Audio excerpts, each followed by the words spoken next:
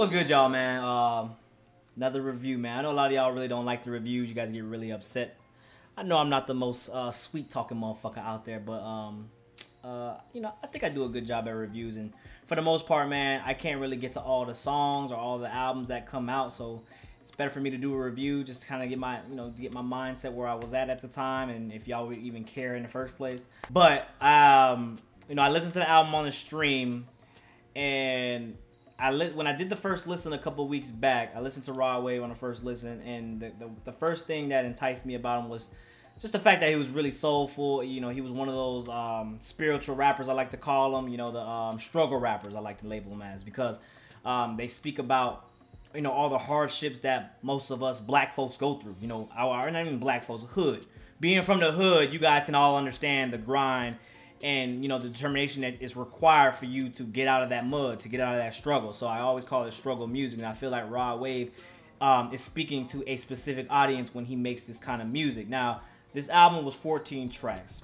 That's the first thing I want to speak on. I know I always talk about the length of an album. That's kind of my focal point when I first see an album, because it kind of determines for me whether, you know, not for all albums, I'm not saying that, but in general, man, when an album is long, usually it's for the money, usually it's for the stream time, usually it's kind of just a lot of fillers in there, not really, you know, kind of just giving us quality. The thing that really hurt him in this album was just how the runtime was. And it's the fact, it's not even the fact that it was bad tracks. I feel like every single track on here was good, but good because they all sounded the same.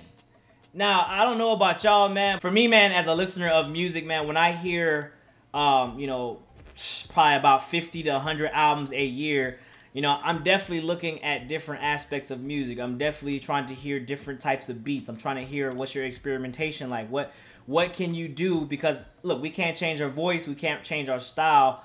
But you can experiment with different kind of sounds and what sounds good for you.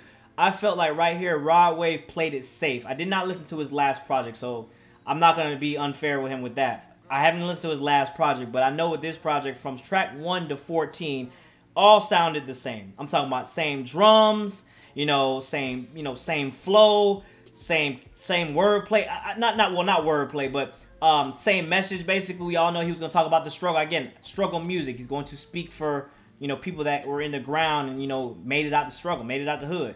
But the thing was, like, you always hear, I always say this on stream, you always hear this one part that he always uses, the he always has that in every single track. Go listen to every track. It pops up at least one time. And this is my thing. Raw Wave can sing, right? Raw Wave is a great singer. He had, well, yeah, actually, I give him to that. He is a great singer. He has a great voice. Why not just make a track like, because there was one track on here that was different, Girl of My Dreams. Why not make a track like Girl of My Dreams, where you are kind of just melodizing and harmonizing? I don't know if melodizing is a word, but I just made it up. Or you're kind of just harmonizing all throughout the song, still having that message of, you know, upbringing and uplifting, but, you know, just something different that could kind of, you know, give a little bit of change of color, a little bit of, you know, a change of pace. I just don't understand why, you know, especially when the 808s and the drum kick is literally the same in each and every track. At some point, you are going to get tired of it. A lot of you guys were kind of sitting there saying that I'm not really in the mood, or I'm not paying attention because I'm playing World of Warcraft, I'm playing my games and listening to this. You got to be in a setting where, you know, well, I'm going to tell you like this.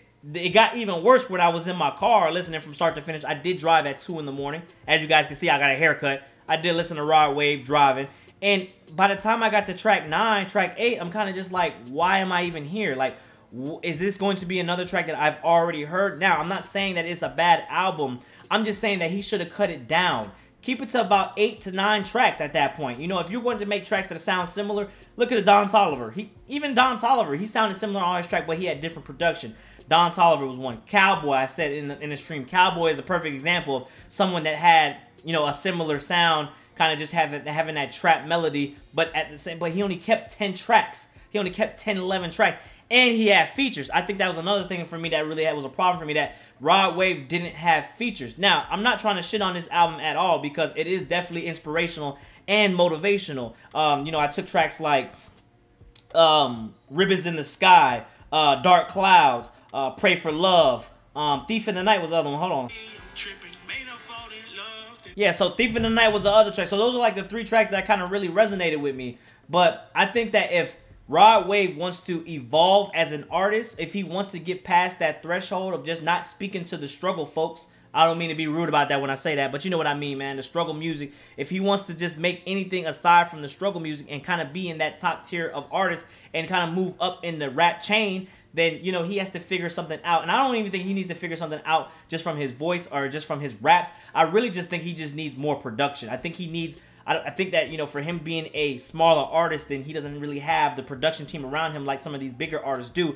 And I think that having 1 or 2 features would not hurt him as well. But getting a better production team out there, getting something that isn't, you know, just drums and 808s, I think that will actually, you know, do him a solid in his next project. Probably maybe keep it to about 11 tracks, 12 at the most. But I don't think that 14 on a solo project with just him, I don't think that was a good move, at least for me. I got kind of bored of it about 8. It sounded repetitive, but I love the message, man. I love the message from Rod Wave. I love what he speaks on. I love what he's here for, who he lives for, who he's speaking for. Just, you know, from a sonically,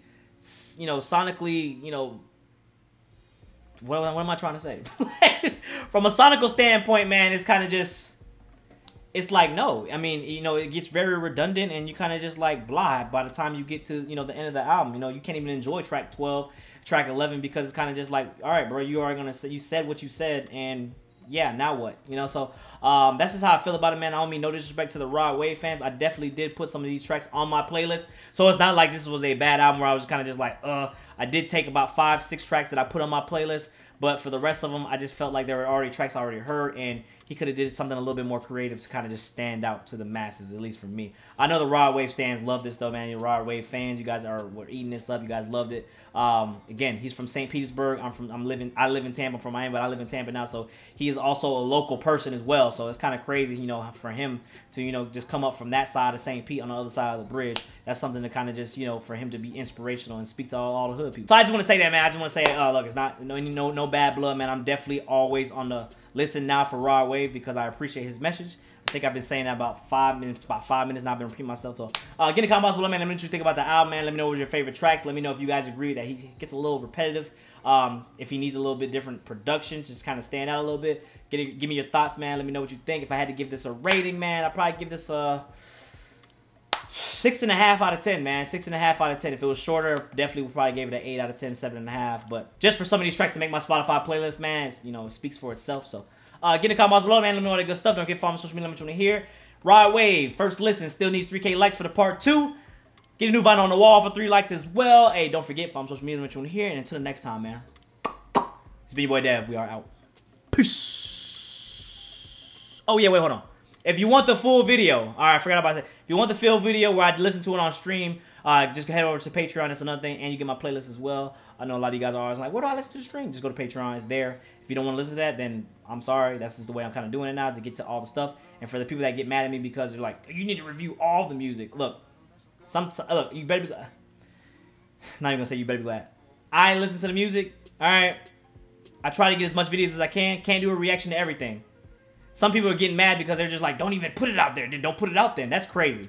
Don't put the video out then. Like, don't even put anything out. You just, if it's not a reaction, you don't care. Peace. I think it's ridiculous.